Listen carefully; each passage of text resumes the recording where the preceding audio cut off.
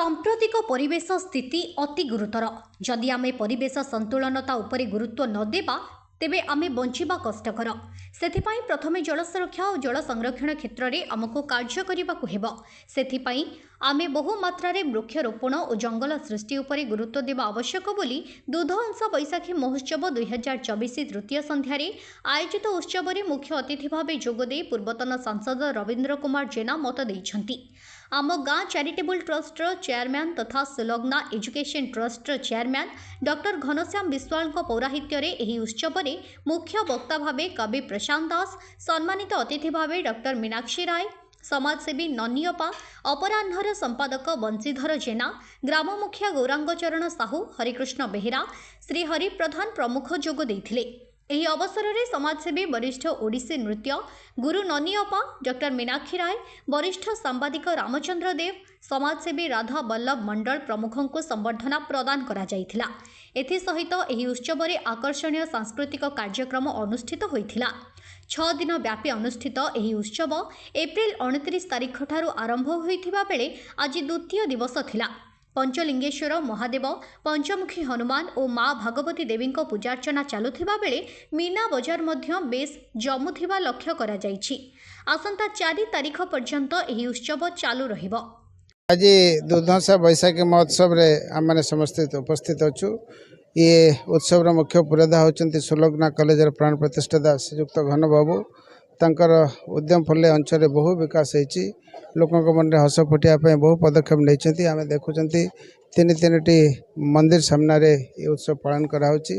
ग्रामांचल किभली भाव में लोकों को एकजुट करवा, भाईचारा सृष्टि करवा एवं जी बड़ प्रतिभा अंचल अच्छा सम्मानित करवा ये थिला आज दिन एक मुख्य कार्यक्रम। आम आसतु यही परिप्रेक्षी ये अंचलवासी शुभ कामना करने सहित श्रीयुक्त घन बाबू जे कि सुलग्ना कॉलेजर प्राण प्रतिष्ठाता उत्तर उन्नति कामना करवा एवं तांकर जो साधु उद्यम ए अंचल भाईचारा सृष्टि करवा, विकास करवा ता साथी आम साथी देवा।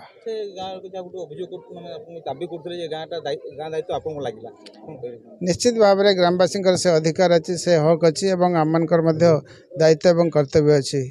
मुझे कथा मोर वक्तव्य कही माध्यम जनसाधारण कहूँ ये अंचल सामूहिक विकास आम समस्त दायित्व एवं कर्तव्य। घनश्याम विश्वाल आम गाँ चैरिटेबल ट्रस्टर चेयरमैन। विशेषकर ये गाँ गहली ये दुधंसा जयपुर गाँव में जो माने बैशाख मसरे जेहेतु यहाँ आमर हुए तो से बैशाखी पर्व ना दिखाई भाईचारा तैयारी करवा, लोकों भितर भल पाइबा, स्नेह ममता एवं माने लोकों स्नेह ममता को आदाय करी समस्त खुशी दबा आमर मेन उद्देश्य।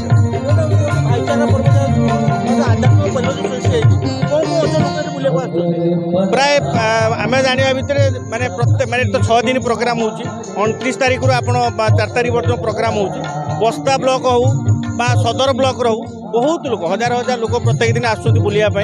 एठू 3टा मंदिर जेहेतु अच्छी 3-4टा मंदिर अच्छी, माँ भगवती मंदिर अच्छी, आपणकर महादेव मंदिर अच्छी, माने पंचलिंगेश्वर महादेव मंदिर ता सहित पंचमुखी हनुमान मंदिर अच्छी अच्छी लोक मैंने मेला पड़ी ये प्लस विभिन्न माने प्रत्येक दिन सांस्कृतिक कार्यक्रम हो माने एमती आध्यात्मिक परिवेश तैयारी माने लोक माने टाणी माँ टाणी आणुच्च जगह को टाणी आणुच्च यहाँ हूँ भाईचारा।